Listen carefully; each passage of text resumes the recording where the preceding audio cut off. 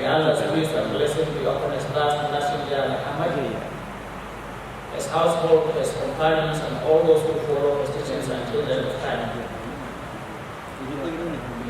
Assalamu alaikum wa rahmatullahi wa barakatuh. We are in the month of Ramadan. Alhamdulillah, we are in the last 10 days of Ramadan. And this 10 days of Ramadan is the most important part, most important segment that is full of worships which are akin to it only. Worships or series of worships which don't happen anytime except in the last 10 days. And Allah subhanahu wa ta'ala in His infinite mercy has been blessing this ummah with incessant rotation of this month of Ramadan. The month of blessing, the month of mercy, the month of worship, the month of Quran, the month of I'tikaf, the month of Sadaqatul Witr, Zakatul Fitr. It is the month in which Allah subhanahu wa ta'ala has told His servants that whoever devotes himself with the intention to be rewarded by Allah subhanahu wa ta'ala, full of iman, Allah will block off all his sins and shortcomings. Man qama Ramadan imanan ihtisaban ghufira lahu ma taqaddama min dhanbihi. This is what the Prophet said about it. Whoever stands firmly, persistently, sincerely, worshiping Allah with the hope that Allah will accept his reward and his worship and reward him abundantly and immensely, definitely Allah subhanahu wa ta'ala will accept his worship and will forgive all his shortcomings and all his sins that has committed between him and Allah subhanahu wa ta'ala. Therefore, in this last 10 days, we have the most important night in Islam, or rather throughout the year. There is no night like unto it. And this night is called the night of decree, the night of power. It is the night in which the Holy Quran was revealed completely from the computer house of Allah to Bayt al-Ma'mur, to the store on the first floor of the heavens. And from there, it was revealed to Prophet Muhammad within a period of 23 years. So, and every Ramadan, the angel Jibril will come to the Prophet and sit him down and tell him, read whatever that has been revealed unto you in the previous years. And when it was the last year, the last Ramadan of the Prophet the 8th Ramadan in his life, Angel Jibril came to him twice and asked him to rehearse from the beginning of the Holy Quran to the end of the revelations. And he will tell him, okay, put this verse in that chapter, bring that chapter to this place, and the Quran was arranged by Allah himself, not by the Prophet. So wherever you see a verse or a chapter, that is how Allah wanted it to be, and that is how Allah has commanded Angel Jibril to teach and to tell the Prophet Muhammad that this is the proper place of each and every verse, each and every chapter or surah of the Holy Quran. Nobody can rearrange the Holy Quran. The Quran is arranged by Allah himself, Jibril. So this is how the Quran was related to, or is still related to Laylatul Qadr, or the month of Ramadan. In this night of the blessed month of Ramadan, Allah sends down several angels in their multitudes, in their numbers, to come and protect and guard and bless and pray for the believers who are engaged during the night, looking for the blessings of Allah, looking for the mercy of Allah, asking for Allah's rewards, and getting closer to Him by supplications and by adorations of Allah's name and attributes. Such, this night of Ramadan occurs in the last 10 days of Ramadan. And when that was said to the Sahaba, to the companions of the Prophet, that this most important day and night will happen in the last 10 days, they asked for some specifications. He said, "Oh Prophet, tell us which night."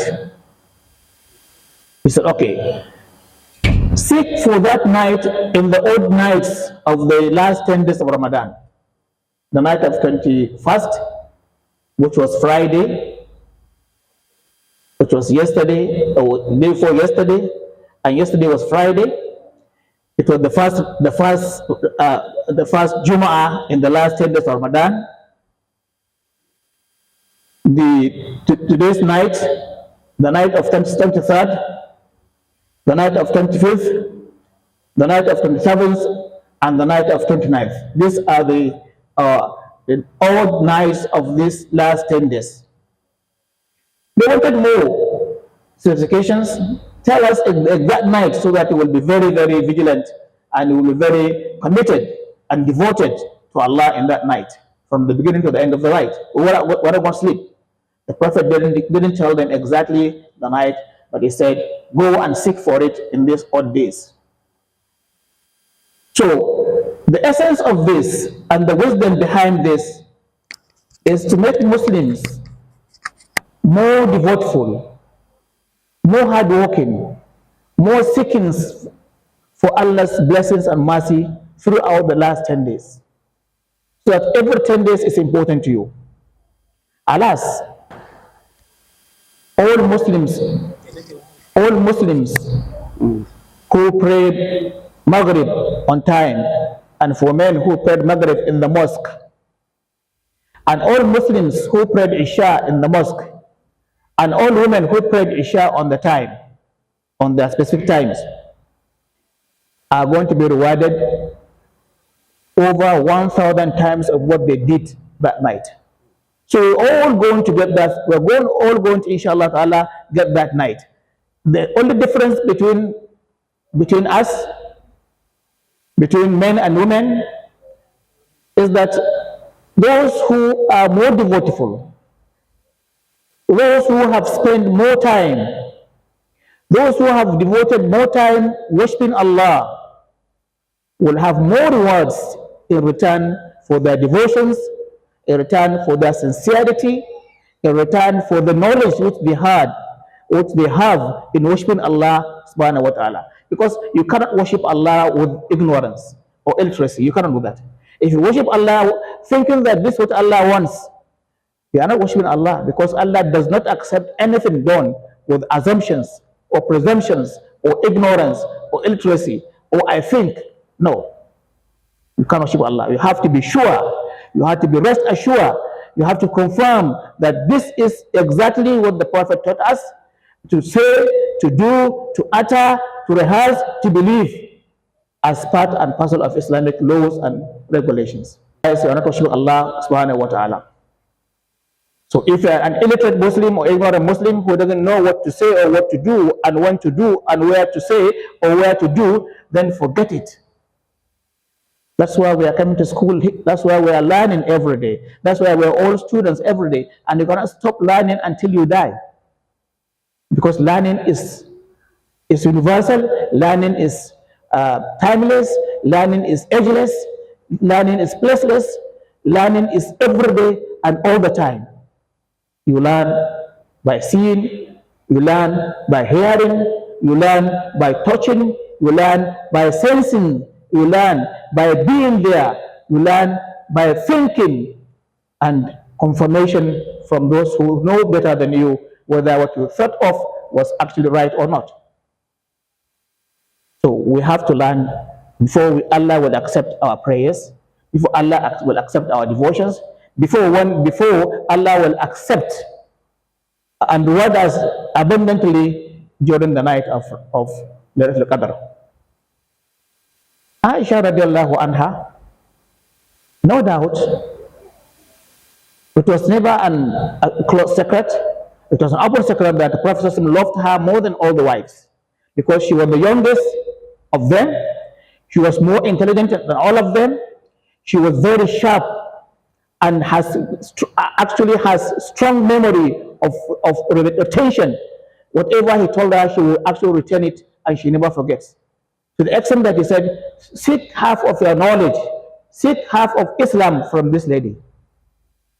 Because of her versatility in Islamic knowledge.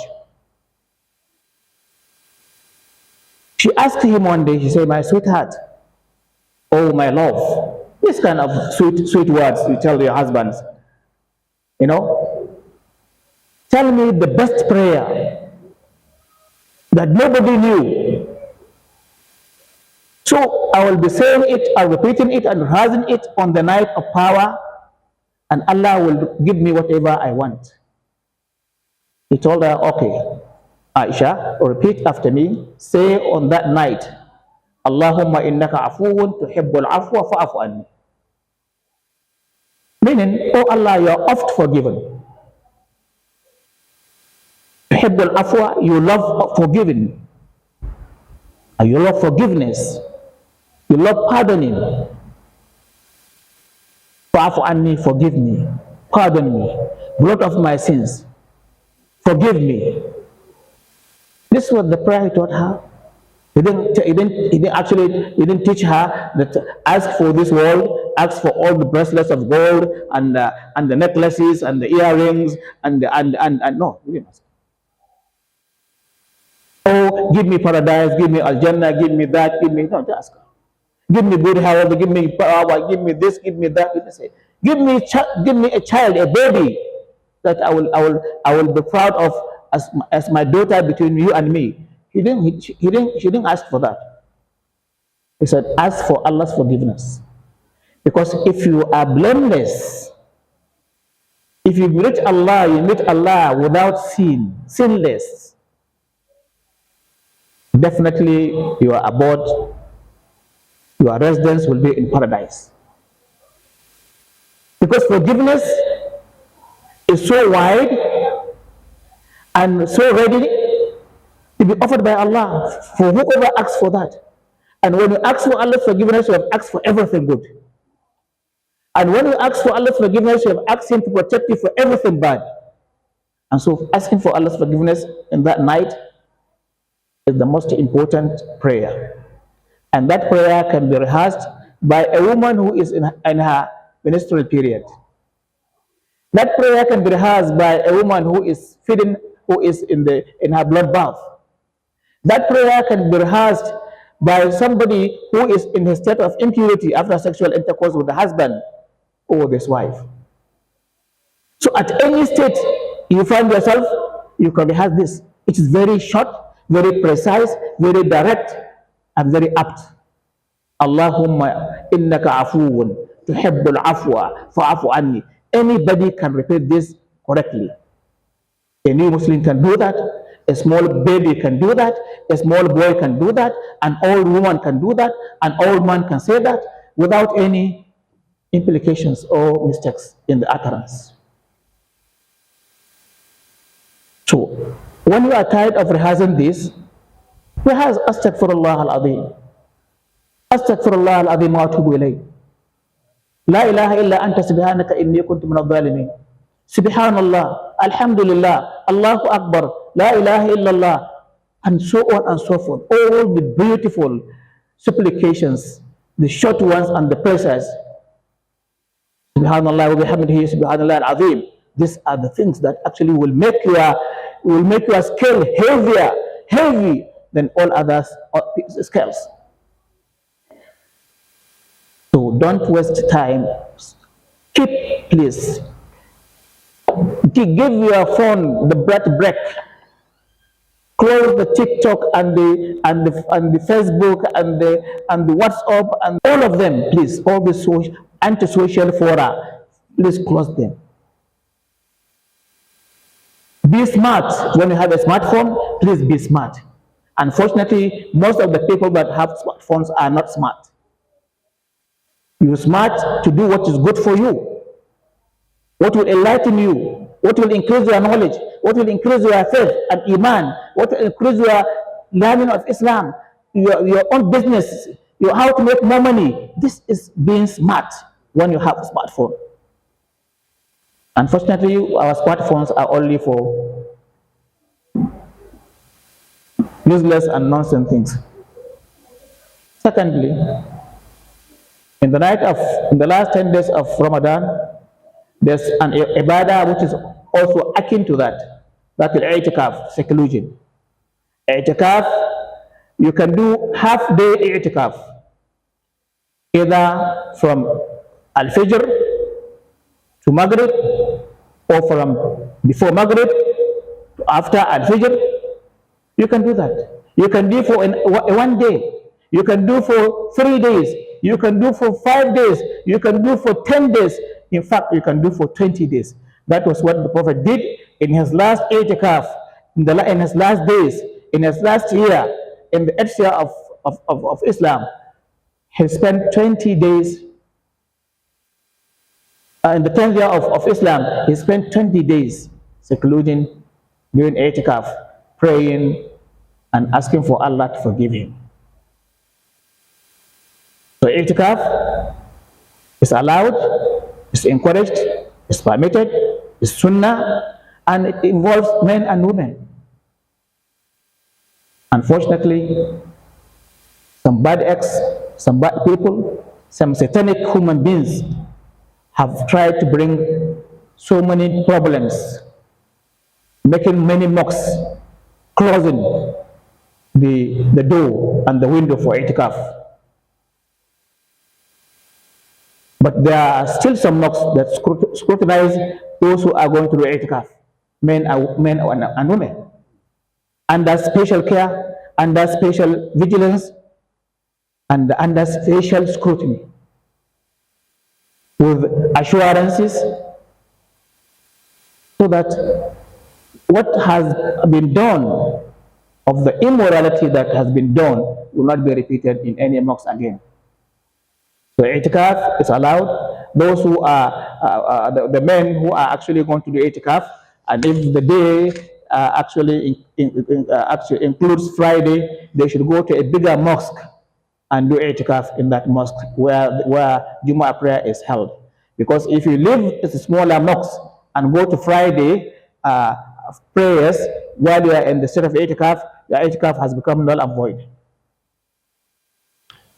And it is not allowed for any intending i'tikaf man to travel from Zaria to Abuja, or from Abuja to Lagos, or from Sokoto to Kano, or from Maiduguri to Abuja, to come to Abuja and do i'tikaf, or to go to Sokoto and do i'tikaf, or to go to Kano and do i'tikaf from one town to another, or one state to another. It's allowed.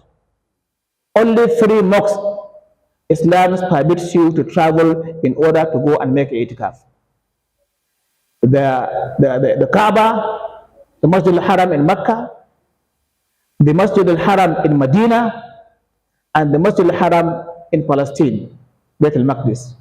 These are the only 3 most important institutions, most important mosques, place of worship for the Muslims all over the world. Some men actually abandon their families, abandon their wives and children, and come to Abuja to do i'tikaf with the rich people. They'll be eating chicken and salad and all the beautiful things, and they are living. They have left their wives and children suffering and begging in their towns and villages. This is haram. Allah will not accept your. Allah won't accept your i'tikaf. I'tikaf is an avoid. To look, to feed to feed for your family is better than itikaf. Let me tell you this. If you are the breadwinner of the family, forget about itikaf. Go and win bread for the family. It is more rewarding and more loved by Allah subhanahu wa ta'ala. Another act of worship that is also akin, you don't do it anywhere outside Ramadan, is zakat al-fitr. Zakat al-fitr is a zakat is given from food items, staple foods that actually people eat in that area where you stay, or where you are going to give the zakat al-fitr. And you give one sa'i. One sa'i is four moods of the Prophet ﷺ. A mood is actually 2 handsful of rice, or maize, or millet, or barley, or beans, or wheat, anything that people eat. You give 4, 1, 2, 3, 4, that's one person. 1, 2, 3, 4, another person. Anybody that's under your care, anybody that you feed, and including your auxiliary staff, your house girl if she's a Muslim, your houseboy if he's a Muslim, your cook if he's a Muslim, your driver if he's a Muslim, your megadi if he's a Muslim. You only give this to Muslims only. And whether the Muslims are sane or insane, they are mad or sane, you have to pay zakat al-fitr on behalf of them. Usually the father does that. And the last day to give was before you go to the Eid ground. Early in the morning, you give it out. But preferably, you are allowed to give zakat al-fitr 3 days or 2 days or 1 day before Eid al-Fitr. You are allowed to do that. Another aspect of worship is Umrah. Even though Umrah is allowed throughout the year, but the Umrah of Ramadan, and especially in the last 10 days, is different from all other Umrahs. But this Umrah should not be an identification of your social status, identification of your worthiness, or identification of your being into a group of the rich people. No. You are allowed to go to Umrah provided you have supplied, you have given all those that are under you what to eat, what to drink, and even what to wear on Salah day before you go to Umrah. How much provisions have you left behind for your family? How much happiness did you instill in their hearts before you leave for the Umrah? And why are you going to Umrah? And by the way, what's Umrah? What are the articles of Umrah? Do you know them? All the knowledge, you have to get the knowledge of doing Umrah. Unfortunately, wallahi, most people that go to Umrah and Hajj don't know what is Umrah or what is Hajj. How to do Umrah or how to do Hajj. How to take intention of Umrah or how to take intention of Umrah and Hajj, or how to take intention of Hajj alone, or how to take intention of Umrah alone. Most of the people don't know. And this is not only from Nigeria, it's from all over the world. As I told you, Shaitan will allow you to pray, to worship, to supplicate, but will not allow you to go to school. If you look at the number of your number compared to the number of women sleeping up till now, you will be surprised. But don't be surprised. Only those whom Allah has blessed will go to school. Only those whom Allah will accept their deeds will go to school. All those whom Allah SWT know they are sincere in their worship will give them permission and the motivation and the courage and the strength and the power to beat Shaitan and go to school. Otherwise, they waste their time scrolling, watching, laughing, all across the social fora. Therefore, knowledge is very, very important. I always tell you this. Don't worship Allah without knowing. Don't. And how many Muslims go to Umrah and they commit sins? How many of them have the knowledge that if you ever intend to commit sin in Mecca, Allah will punish you severely. Just the intention, not the committing of the offense. But in Nigeria, in Abuja, in China, in America, in India, all over the world, if you intend to make mistakes, to sin against Allah, and you abstain from doing that, Allah will reward you. But when you do that in Mecca, Allah will punish you severely. وَمَنْ يُرِدْ فِيهِ بِإِلْحَادٍ بِظُلْمٍ نُذِقْهُ مِنْ عَذَابٍ أَلِيمٍ.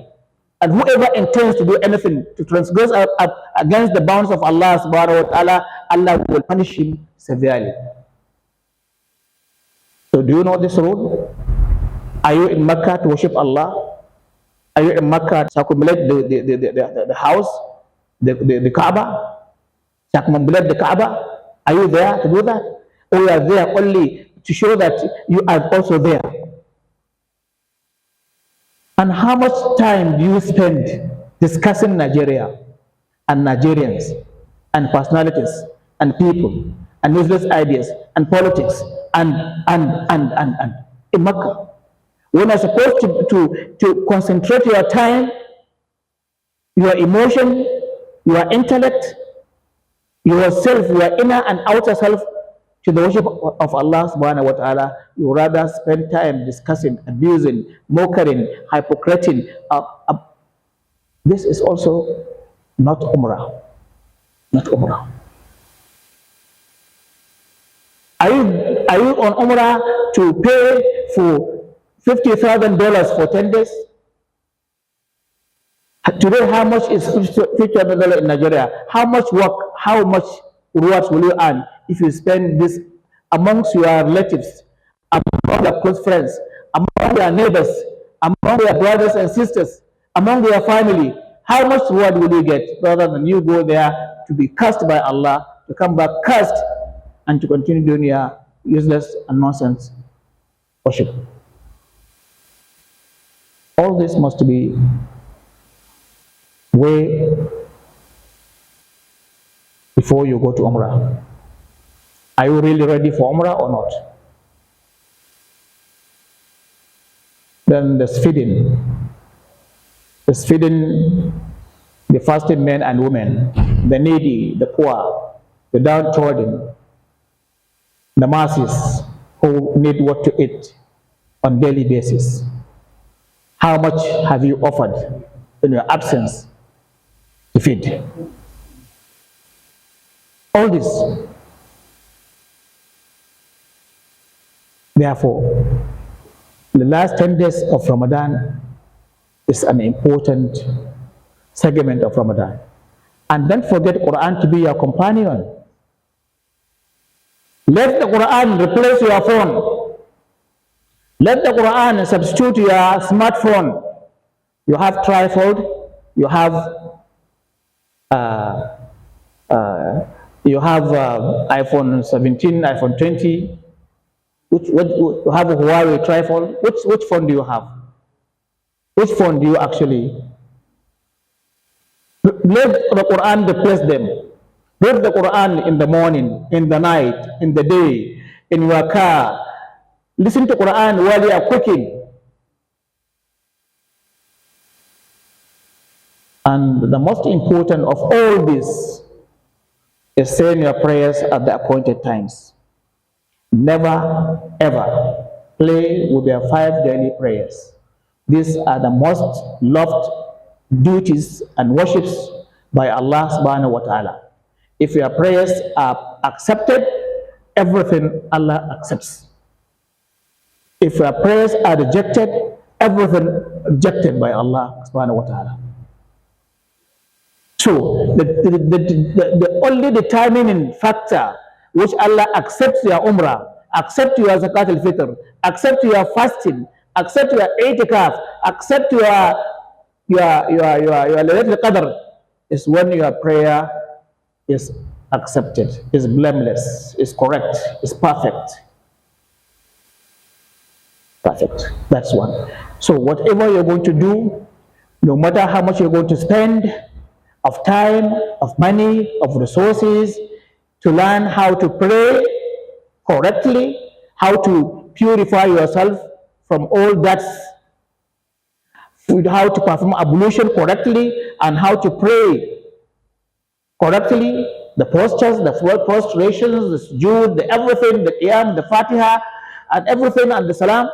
Please pay your time, pay from your time, pay from your money, so that you will be a Muslim that Allah is ready to receive in the year after into the blissful of paradise.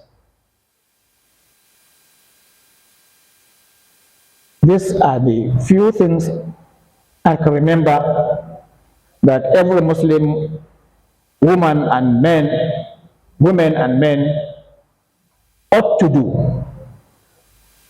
Not are supposed to do, but ought to do. You must do them in order to be rewarded for a deed of more than 83 years, of more than 1,000 months. Laylatul Qadr. May Allah subhanahu wa ta'ala in His infinite mercy grant us the fortune to witness this night of power. And when that happens, may Allah multiply or reward us without quantification, reward us immensely without count, reward us abundantly beyond our enumerations. May Allah forgive our sins and shortcomings. May Allah give us good health to worship Him. May Allah bless us with good husbands and wives. May Allah bless us with good offspring, children, men and boys and girls. May Allah give us security of our life, of our property, of our religion, of our nation. May Allah in His infinite mercy grant this country good leaders. We need them because we want people who will come and steer our affairs in the right directions. Growing up children, girls and boys, from all the hunters, the predators who are looking for them to destroy them with drugs, with illicit sexual intercourse, with all kinds of drugs and alcohol. May Allah protect them and protect all of us from being prey to these bad hunters who are paid, sponsored, trained to come and destroy our future and the future of our children. Those who are sick at homes or on the sick beds in different hospitals, may Allah cure them and give them good health. Those of us who think we are healthy, may Allah increase in our health, and may Allah grant us to worship Him and to thank Him for the good health given to us. The insecurity that is rampant in this country, may Allah bring security to all of us. The banditry that also engulfs a big chunk of this country, may Allah actually free us from the banditry and terrorism of these few individuals who actually have chosen to kill, to maim, and to destroy properties and human beings. May Allah make us one of those who will be forgiven throughout in this month, who will be merciful to them throughout in this month, and whom Allah will salvage from hellfire throughout their lifetimes. For the simple reasons that we've just discussed before the lessons, I would like to call or tell my sisters and also our followers on social media or YouTube, those who follow our lessons, that inshallah today will be the last day where we are going to close our tafsir. because I can see a lot of you have traveled for Umrah. They have traveled. May Allah accept their Umrah. Alhamdulillah, they have learned much and maybe enough for their Umrah. And I hope that inshallah next year Allah will also converge us with more comers and more students, and may Allah make the class to grow. And we want to assure you that as long as we are breathing, as long as we live, we will come here, even if only one person amongst you will come. We're not going to be greedy or stingy with the knowledge that Allah has given us. We are willing, or anytime, anywhere, to share with you what Allah has taught us, what Allah has given us of knowledge and wisdom, so that all of us, inshallah, will be residents of paradise, Yawm al-Qiyamah. May Allah enliven us, grant us more lifespan to witness more and more Ramadan. With this, I want to say, Assalamu alaikum wa rahmatullahi wa barakatuh.